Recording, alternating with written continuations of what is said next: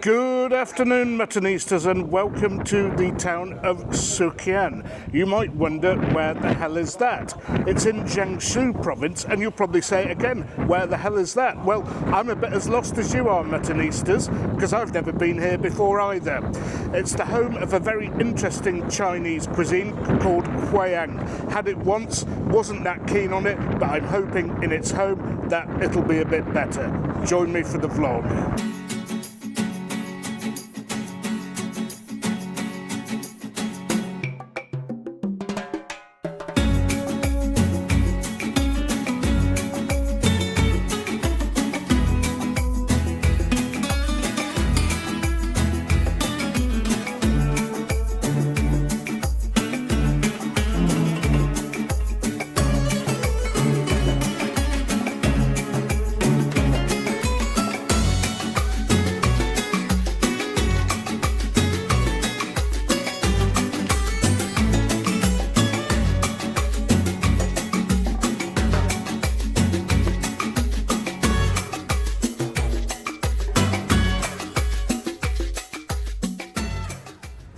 Right, Muttonistas, we've arrived at the restaurant a bit early compared to some of our other meals we've had in China, which, let's face it, I've had at Spanish times.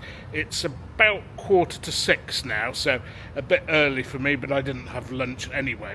Don't know the name of the restaurant, not quite sure what we're going to get, but thankfully, as always, Mr. Fu is here to help. So, what's the name of the restaurant and what are we going to eat tonight? This is also my first time being here. This is North Jiangsu province. The restaurant called Xiangsheng Lou. This area is to do with the famous Huaiyang Cuisine, but this area is not that as you think about the Huaiyang Cuisine is too mild or something. Here is a little bit close to North style, so you won't get disappointed, I think. Now, I've only had Huaiyang Cuisine, as I said, once before, and I found it a little bit odd, to be honest. And I remember having chicken's feet in Shaoxing wine, which, let's say it's not my favourite Chinese dish. But I'm hoping, now that with some local experts involved, that we're going to have some better dishes.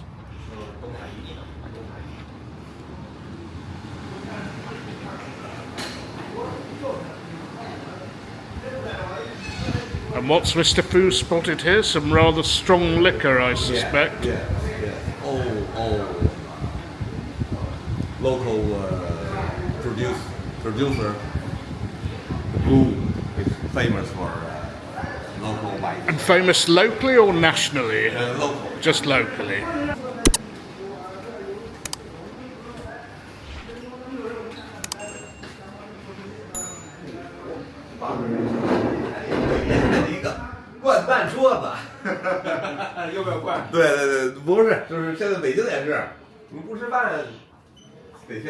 And as always, Muttonistas, when I get invited to these dinners, it's in a private dining room. And as you can see down there, plenty of receptacles for those evil white spirits. Wimping out here, Muttonistas, and I'm on the tea. I took one for the team last night, and that's enough for me.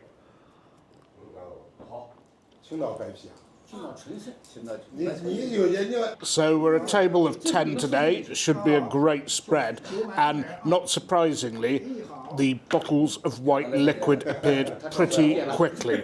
When I saw the box came in, I knew exactly what was going on, and I have to say it's incredible that this is a locally produced spirit that's not even on the market, straight and fresh from the distillery. It's served at room temperature. Doesn't matter to me because I'm not going to have any, but everybody else will. Okay, Muttonistas, the first dishes have arrived on the table. Obviously, I'm sure they're going to be cold dishes. I don't know exactly what they are, apart from one of them, so it's best I leave Mr. Fu to explain.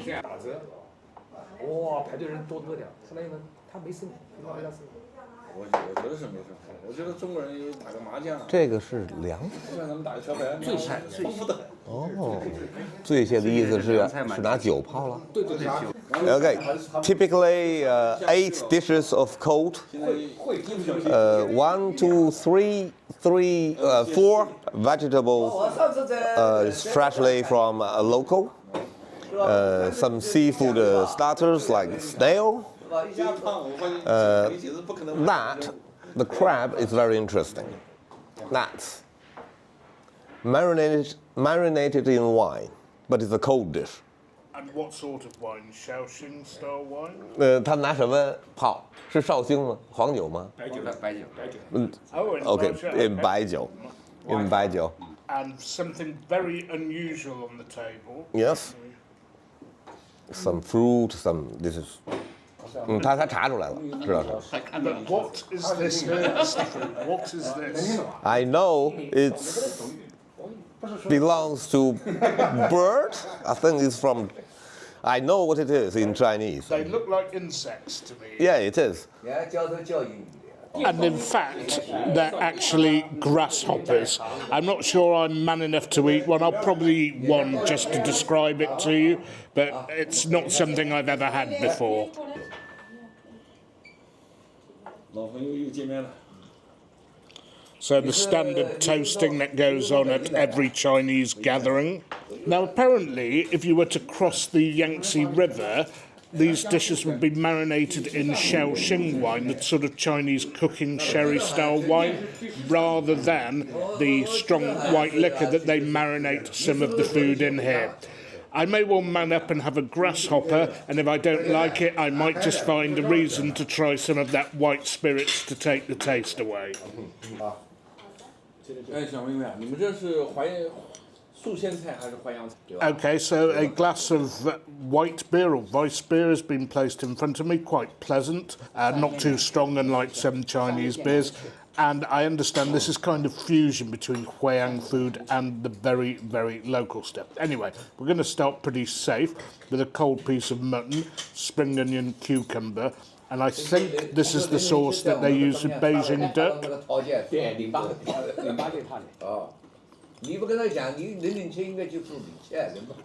Okay, Muttonistas, Mr. Fu's having to look this one up because we don't know what it is in English.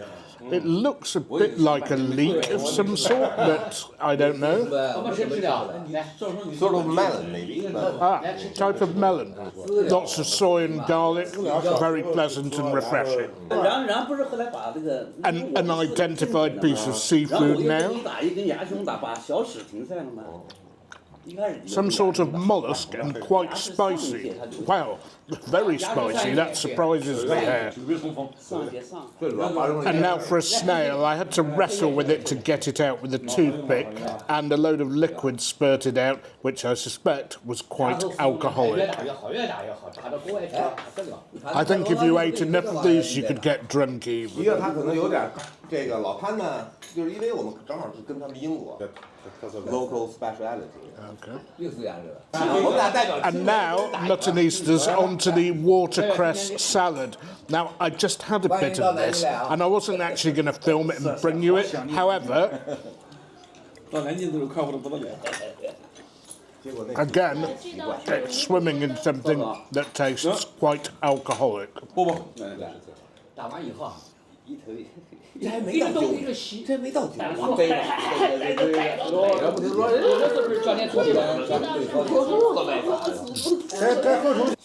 So the crab meat inside the shell was delicious, and the alcohol, the local wine, the strong liquor, actually complemented it pretty well, which surprises me.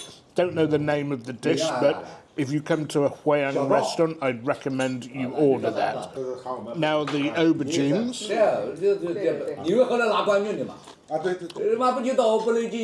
Except they're not actually aubergines. It's something very crunchy and crispy, but it's actually delicious.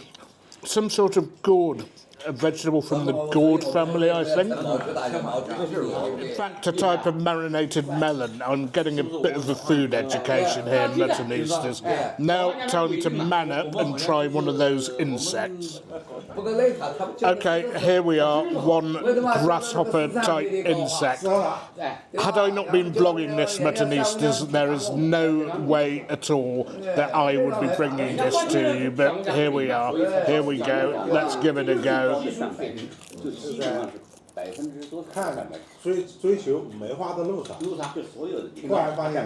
And I know I've seen people in Thailand and Mexico eating these, and I have to say, there's not that much taste to it. It's very salty, it's pure protein, cheap protein. I'm struggling to get it down, so I'd better wash it down. 进入了一个调整期，它本身通过下降很多。你看我们说的看啃成你的，有一早都给他你。So, what looks like a little bit of sashimi there. I think there's some surf clams and some salmon. I don't know if there's anything else round the corner there. Hot dish started to be served. First one is mixed vegetable, all local.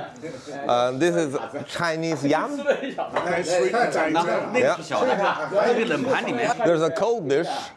That's the small ones. These are the bigger ones. Okay. 它这个是一个特色菜， What's this one that's just 应该叫做青椒。 Yeah, that's the 那个川菜羊肉。 sour what is in German. sauerkraut. Yes, and mutton. Okay. This is chicken, local style. 你要研究这个牌是谁在乱讲？你网上都讲你们本来业务家买的。 Tell me, Mr. Food, what did you think of the insect, or did you not eat one? No, not my cup of tea. That. And I was Muttonistas going to have a tomato to cleanse the palate, but I understand they're sweet. There's a lot of sugaring of tomatoes in China, and I don't get it. Right, having ascertained Mr. Fu's chicken, time to dive into the said chicken. And this is braised in soy sauce, a very traditional Chinese way of cooking it. Now, that was very tasty. On the bone, it always is. Skin on, which I very much approve of. Again, I could taste alcohol, Shaoxing wine. And since we can't do so with the tomatoes, I'll cleanse the palate with a bit of salmon sashimi, which is of decent quality, and interestingly, unlike the Japanese, they've mixed the soy with wasabi. Vegetables with glass noodles now, apparently spicy. Sorry, I'm not really able to give you more time filming the dishes on the Lazy Susan, because there are lots of us here who are hungry, and it's moving around constantly.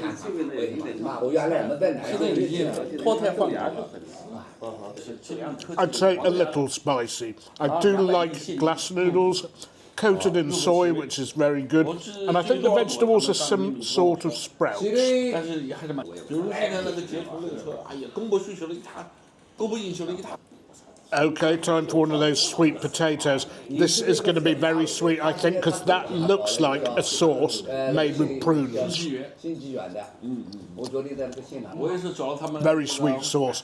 And I have to say, they've undercooked the potatoes, in my opinion. They're not undercooked to the point where you can't eat them, but there's still a bit of crunch inside there, which I normally appreciate with veg, not so much with potatoes.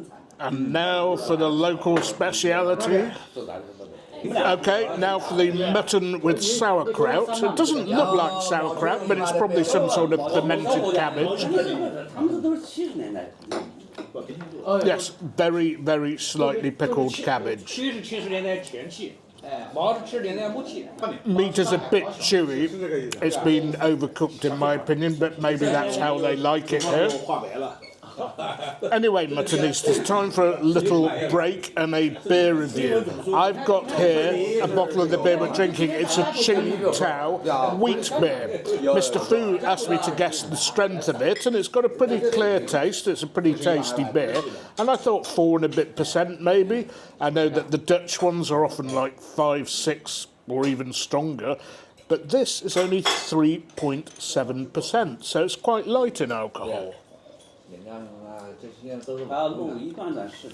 But the flavour's right. Yes, it's a little bit sweet, but all white beers tend to be so. Not excessively sweet. So if you see this, okay, yes, I'd like a beer that's a little stronger. It is a much better bet than the beers that you often see in Chinese restaurants in China, which are like 3.5% lagers, which are, in my opinion, insipid and flavourless. Anyway, more dishes have arrived. They're coming thick and fast here. We have chicken soup, same local chicken. It looks like it's a black chicken, actually. Crispy pigeon, I think that's with some sort of chilli dip or a dry chilli coating if one wants it spicy, and some sort of tofu preparation there. Not sure what it's like. I have to say it looks pretty bland from here, but I'll ask Mr. Fu and find out. Okay, I have actually got a spoon, but it's easier for me to film it drinking the soup this way.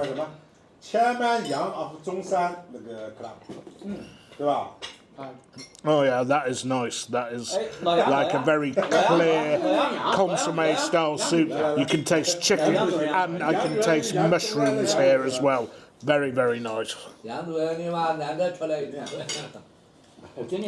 Crispy pigeon time. I gave it a good dunk in that seasoning, that ground collection of spices, would it be? I'm hoping it's spicy. Had this a lot so I can judge how well they've done it here. I must admit that's a particularly scrawny pigeon. There's not a lot of meat on that at all. A bit more meat on the other side of that pigeon leg. I have to say the dip isn't that spicy and the whole thing is quite salty. But I quite like pigeon, reasonably tasty.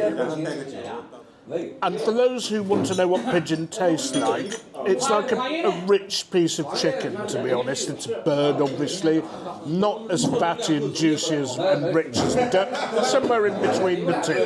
Anyway, I'm intrigued by the tofu dish. It looks bland, but it might not be, but I'm going to ask Mr. Fu to explain.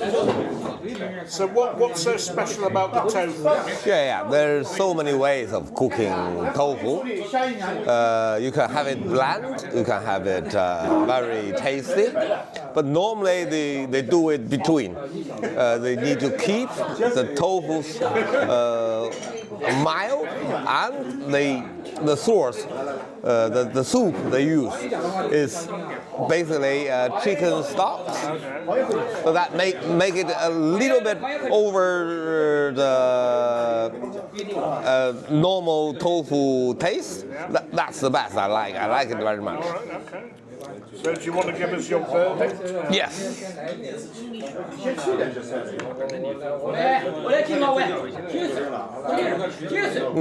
Very nice. 现在讲的是啊，这个已经不是。 Two more dishes have just arrived, Muttonistas, eel, and also something that's just been fired up on a little gas stove at the back of the room. Not sure what that is yet, but let's try the eel. It's something I really like. I'm hoping this is not yet another dish braised in Shaoxing or 53% alcoholic white spirit. So here we are, eel cooked with garlic and chilies. Apparently the way they like cooking eel all over China, so we'll see how this is different. Yeah, a bit of garlic, salt, ginger, chilies. Very nice dish. Again, bony pieces of fish, bony eel. Easy to spit out the bones. You get one big bone. And I have to say, possibly for me, the pick of the bunch tonight, although maybe not the most traditional dish here. 你要是做不到这个，你去那儿打它干嘛呢？但是一般人不知道这个，他就 Okay, Muttonistas, a bit more veg has appeared on the table. This really does look like courgette to me without needing any translation. I'd be shocked if I were wrong there. And I've grabbed one of the chilies that was gratuitously hanging around in there. Very tasty, very garlicky, and I'm glad that I snagged the chili. Great veg dish. And if that's not courgette, I'm a Chinaman.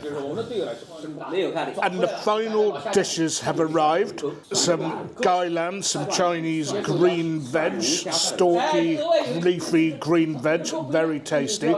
Not sure whether they've done them in soy, garlic, ginger, or a combination of those. And obviously that wasn't the pièce de résistance. This is a garlic lobster. This looks absolutely enormous. One of the biggest lobsters I can remember seeing, unless it's a few lobsters all put together. And Mr. Fu tells me that the gailan is cooked in soy sauce, usually one of the other as well, garlic or ginger. Now this lobster, not totally deshelled, absolutely swimming in garlic, and interestingly there's a bed of vermicelli underneath, which should be a really delicious treat for after the meat's been consumed. That's really good, really good. I'm surprised this was served here because whilst we're not a million miles from the coast like we were in Changsha or in Chengdu, we're not on the coast either. Anyway, I'm going to get on with this, as are the assembled diners. We're going to tear into that lobster.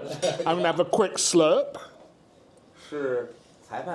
And I'll be back with you when the dinner's finished.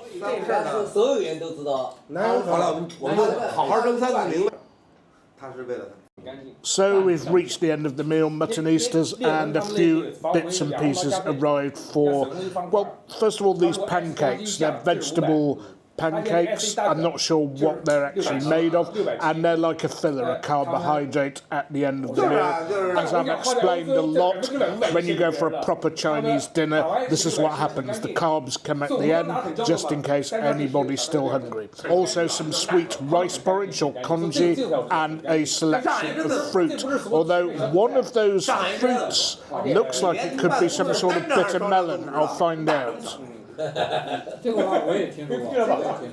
Pancake is okay, but it's very heavy deep fried. I just had one mouthful to taste. That's probably about enough. I'm satisfied with what I've had. Anyway, right, Muttonistas, interesting place this. It is actually a sort of made-to-order kitchen, this restaurant, if I can call it that. It's like a private dining establishment. There's no main dining room, and apparently you come here, you don't order, they just bring you food. Very interesting concept, of which I approve. One thing I didn't approve of is all the smoking going on in there, but when you dine with a group of Chinese people, you're going to get that, you've signed up for it. It's not to say that if you come to these places that you'll experience all the smoking as well, because you'd probably be in a group either of non-Chinese or with so few Chinese that you can just ask them to step outside to smoke. Everybody's getting very drunk, very loud, very rowdy, except for me, and I'll see you tomorrow for the next dinner, which will be the end of the vlog, so a 2-dinner vlog. Okay, Muttonistas, a very brief tour of North Jiangsu, the town of Sichuan. I think it's actually a city, and our Huaiyang food vlog has moved on to day 2. And we are now at a restaurant which I think is a chain of restaurants, is it? Yeah. And I think it's called Suqian. Yeah. Mr. Fu's with me, of course, again, and he might be able to pronounce it better than I can. Yeah, the restaurant called Shiguang Chudi. Shiguang is their given name. Fudi means a private kitchen. Yes, and last time when we had that dinner in that somewhat smoky room, that was a private kitchen as well, so a very interesting concept this, and I hope we are going to have the best of their cuisine and all of the local specialities that you've not seen so far. Well, maybe not all, but most of them. Let's go in. 海鲜是不是？海鲜你怎么做？不是他们这。我知道，他就是吃中餐，嗯，他中餐厉害着呢。辣椒能吗？没问题，它比一般人都能吃辣。In normal time, if you want tea, you can sit here have some tea before your food. Okay. 对，给它开大点儿。去做那小桌吃。行行行，那把那个能不能做好看？它不要放一大。一会儿上那儿做。就是那个对，给我们那个空调开开，它受不了热，它受不了热。这个它这个山下能做。We won't use those. We just use a small table. And Mr. Fu, why are we sitting at the small table rather than the big table? I think you explained to them about the only two of us. This is typical private room because most of the time when they have dinner together, some people still at work, they'll come late. So this is a table for people to play some games before the dinner starts, like mahjong, that's famous Chinese game. So this is typical. But we will dine here mostly because it's only two of us and the chair is very good to fit your size. And it's 2:05 in the afternoon. Are we the only people in the restaurant? Yeah, I mean, you know, this is in China. People have lunch early. Mostly my appointment, if I go lunch with people, they always say 11:30. Then we finish about 1 or 1:30. Then that's why most of the restaurants, they'll have a break, like Spanish siesta. So about 2 o'clock, every restaurant almost closed. Here, I called the owner before. He said, it's just two of you. I'll leave some chef for you to cook. Welcome here. So it's very kind of him. So there you are, Muttonistas, private dining at Southern European times. Very good to bring that influence over to China. Now, of course, in the major international cities, your Beijings, your Shanghais, your Chengdus, your Guangzhous, you can eat any time of day, 24 hours. What I did. Right, Muttonistas, splendid developments. First of all, of course, a quick slurp of the Qingdao white beer, same beer I had at the previous restaurant. Pretty light, but pretty refreshing. Also, the aircon has been switched on properly and it's gone down to 20 degrees, or it's on its way down to 20 degrees. And the first dishes have arrived. As always at a Chinese meal, cold dishes to start with, and it's over to Mr. Fu to explain them. Right, I just find two cold dishes. One is typical Huaiyang style food cold dish. That's the small prawn from the river. Normally we'll say sea prawn or river prawn. Sea prawn is big, this is small. I don't know which river it comes from, but it's all local style Huaiyang cold dish. This one is I didn't see them quite often in real Huaiyang cuisine, but it's a local specialty. It's called Suqian garlic salt pork. It looks like quite very nice. I've never had this before. But also, quite important, you can see when you have Huaiyang cold dishes, they give you Zhenjiang vinegar to go with it. And that's for both dishes? That. Just that? Yeah.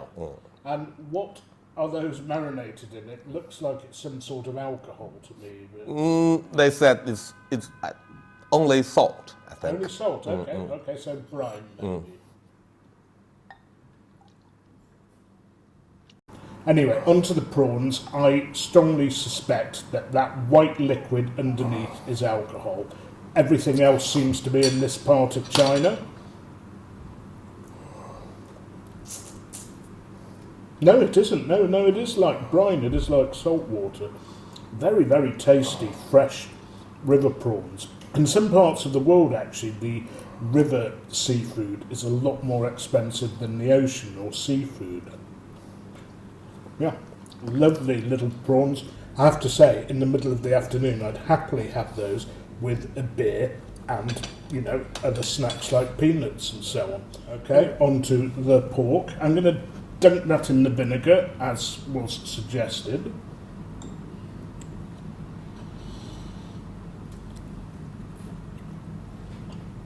Yeah, that's really good. It's tender. There's a clear taste of the meat, the vinegar, and the garlic, and again, no alcohol. Very good start to this meal, I have to say. And I've had a lot of Chinese cold meat dishes to start meals with, and often the meat is, well, shall we say, boiled, overcooked, a little dry. This is very moist. I'm not sure exactly what it is. It's probably like a ham hock or something like that. It's a slightly gelatinous cut of pork Muttonistas, and I really love it, and I think I'd better have a quick slurp. Right, Muttonistas, hot dishes are starting to arrive, and I do love this concept of cold dishes, so you get the drinking going, the chat going if you're in with a group, and you start filling the hole in your stomach. The pork dish, the part of the pig that came from, was just above the trotter on the feet. Very, very nice cut of pork, something you don't see too much in the UK, unfortunately, because everybody wants the prime cuts as usual, but this is worth a look at if you see it. Anyway, we're now onto a hot prawn dish with cucumber and a few peppers. I'm going to take you down to the table. It doesn't look spicy or anything like that. It looks like a plain stir fry, but maybe there's an alcoholic surprise waiting for me here. Yeah, that's fairly plain. It's exactly as you'd expect a Chinese stir fry to be. Hint of garlic, obviously cooked in, I'm guessing, corn oil or something like that, with a selection of vegetables, peppers, green cucumber, and this little yellow bean, and I don't know exactly what it is, but I have seen them quite a lot in Chinese cuisine.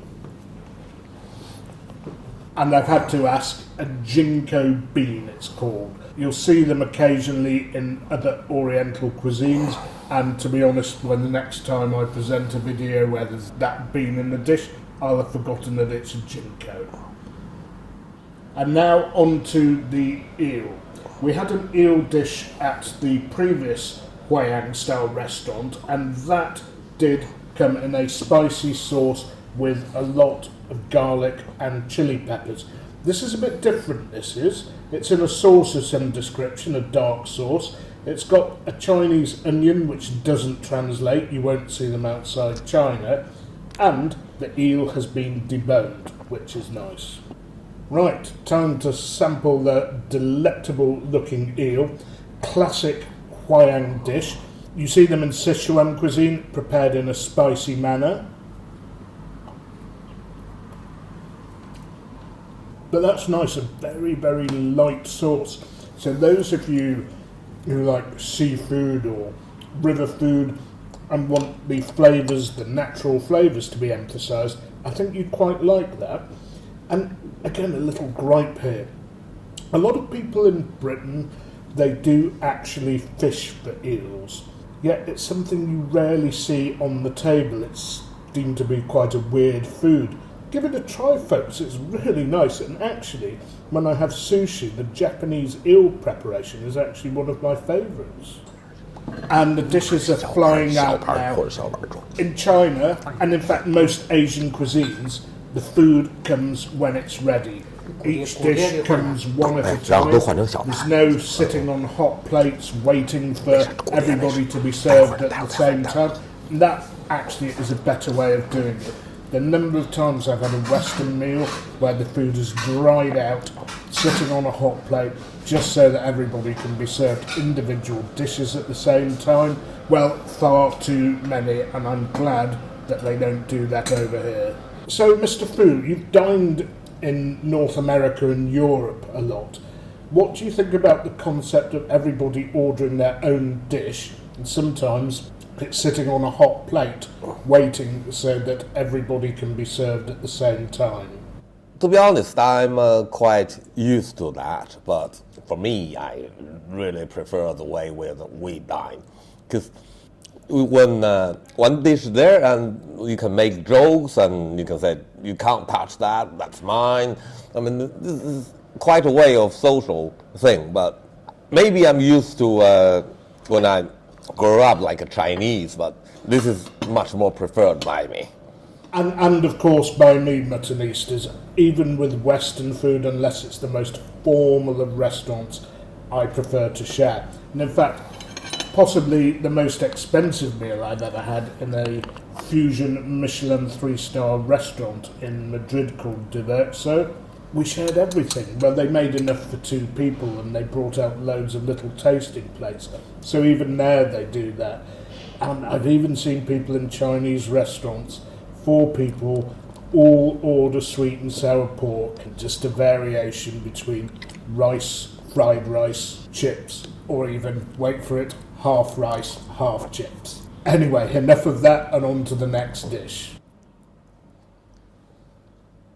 This is the other day, you searched on Wikipedia about Huaiyang Cuisine. There's one dish quite at the top of the menu. It's called 大煮干丝. 干丝 is the small slices of tofu skin, but they use other ingredients in it, like Chinese ham, sea cucumber.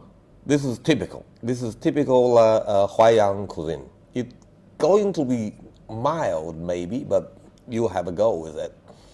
And for those of you who don't know what sea cucumber is, it's a sea slug. So this, as Mr. Fu mentioned, is going to be mild, but the flavour is probably going to come from the broth because, of course, tofu by itself doesn't have much flavour. That's not bad, actually. I think those of you who like Chinese food without the spice and without the sweetness, you might actually like this sort of cuisine. I prefer it spicier, but there is some flavour coming from the broth or soup, mainly because the ham and the sea cucumbers are adding extra flavour. Tofu skin is actually one of the best ways of eating tofu. When I have a hot pot, I absolutely love it because it is one of the best things at soaking up flavour. And here, it's soaked up the flavour of the ham, the sea slugs, and I'm guessing from what I've just tasted that there's chicken stock or fish stock or something, probably chicken stock, in the making of the soup. Okay, Muttonistas, something called Indian lettuce. Mr. Fu says it's a veg that you won't see outside China, so I'm not sure why the word India comes into it, but I do like my Chinese greens. Yeah, beautifully al dente as always. Cooked in a garlic sauce, I can definitely taste some garlic there. And the Chinese never ever seem to overcook their vegetables, which is great. In fact, as a child, I used to hate vegetables because I got the standard British overcooked mush. Things have got better in Britain now, and now I love my veg. Fish time now, Muttonistas, and fish always one of the favourite parts of a Chinese meal for me, in fact for a lot of other meals as well. And today we are having a mandarin fish, which is part of the perch family. Very simply prepared, ginger, spring onions and soy. Very, very similar method to the Cantonese. It's steamed, and this is the way both in this part of China and right in the south, in Canton and Hong Kong, they like making them as well. A few bones here, but not too many, but for the purpose of the video I've taken a bit without many bones and removed whatever bones were left. And there was still a couple left, but what a beautiful fish. What a beautiful fish that was. I would never think of ordering perch back at home or in Europe, but it is very, very nice. Of course, those of you who go to Egypt will find that it's now perch or nothing, because these fish tend to eat all the other fish in the river. One more dish to describe to you, Muttonistas, so we'd better take a quick slurp before we do so.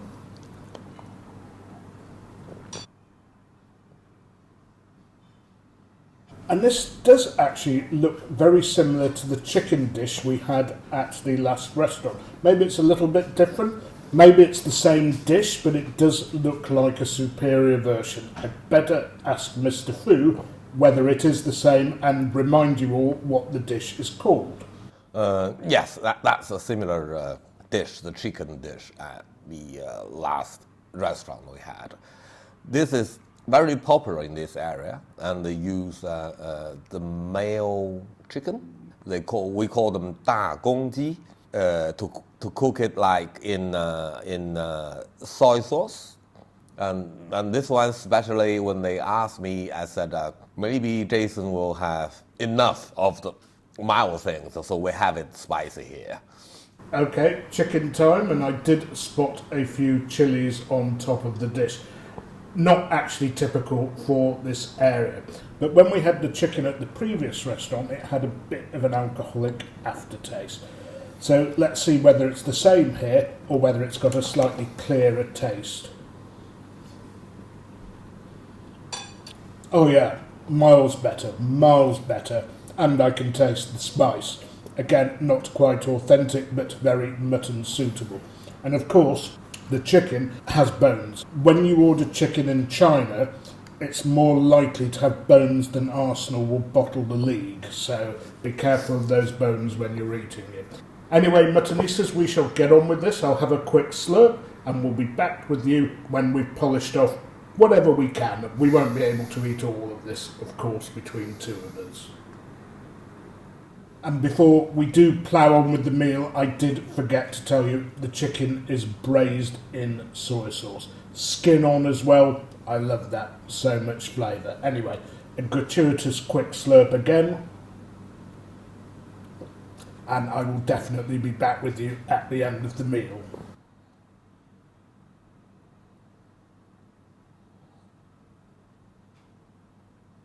Right, Muttonistas, we didn't eat it all, we couldn't possibly do so, but we did some pretty good work there. Goes without saying, the fish was demolished, although I didn't have room for the head, which is always a pity. The cooked prawns, we had a lot of them, not all of them, most of the chicken, and of course all of the eel. Now the cold prawns, the cold dish, these bad boys are not going to waste. They're going to be my snack on the train, along with probably a Qingdao lager. Not the same as a pork pie and a can of McEwen's, but, you know, when in China. In terms of the food and the quality, I really did like this place. Now, I know most of you, in fact, 99% of you, are never going to come to Suqian. There might be 1 or 0.5% of you who have to come on business, or even some of you who've seen this video say, yeah, I'm going to go there, following the Primemutton's footsteps, which is not so easy given the language barrier. Anyway, thankfully Mr. Fu is always here to help me, but I want to know how he thinks the food compares here, not just to the previous restaurant, but other Huaiyang meals he's had, because he's had a lot more than I had. This is basically my third. The one I had in Beijing about 20 years ago. It kind of put me off the cuisine a little bit, but the two meals I've had since have been better. This, better than the one last night, because the one last night, everything had this aftertaste of alcohol. Here, much clearer, clean taste. I don't know which is authentic, so it's over to Mr. Fu.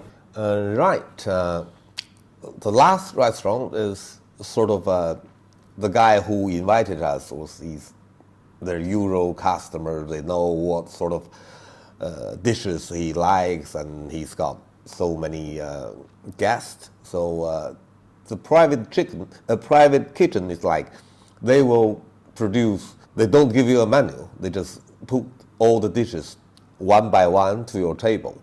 This one, that I did a bit of pre-work, called the owner, and I said what we really wanted to try, even if they're already closed at the normal lunchtime. But he was pretty kind and tell one of his best chefs waiting for us. So I did the ordering according to my little knowledge of Huaiyang cuisine. But for me, this is much better than normally Huaiyang cuisine I had. Maybe because we are in this area.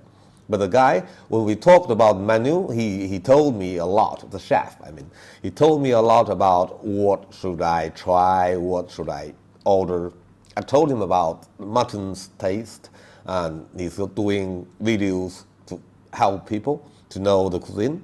So I think we did a pretty good job. For me, I will definitely, if the Huaiyang food in Beijing, like my hometown, if they can cook like this, I have no obligation to go there again. Well, Muttonistas, I would obviously second that. Great meal here. We haven't actually had the bill yet, but we think it's going to come to about 400 yuan, which will be about 43 to 45 quid. Very good value. Expensive actually for a Chinese meal in China, but look at how much we had and the prime cuts that we ordered. Fish, prawn, eel, etc, etc. Anyway, that's going to be the end of this vlog, and I will be bringing you one more, maybe two more, vlogs from a different part of China. Indeed, at least one from a different part of China to anywhere that you've seen me vlog so far. So that is going to be very exciting, Muttonistas. Lots of other content on the way, of course. And just to wrap things up here, if you can go to a restaurant where they tell you what you're going to eat rather than the other way around, it is always best, because you are going to get the fresh local produce done in the local style. In other words, you're getting what they do best. I'm going to love you and leave you here, but always remember to hit that like button. It pushes these videos up the algorithm. More viewers, more Muttonistas means more content. Please remember to share. If you can share it on another social media platform or the link, that would be doing me a favour as well. Subscribe, of course, and it's goodbye from me, and it's goodbye from Mr. Fu.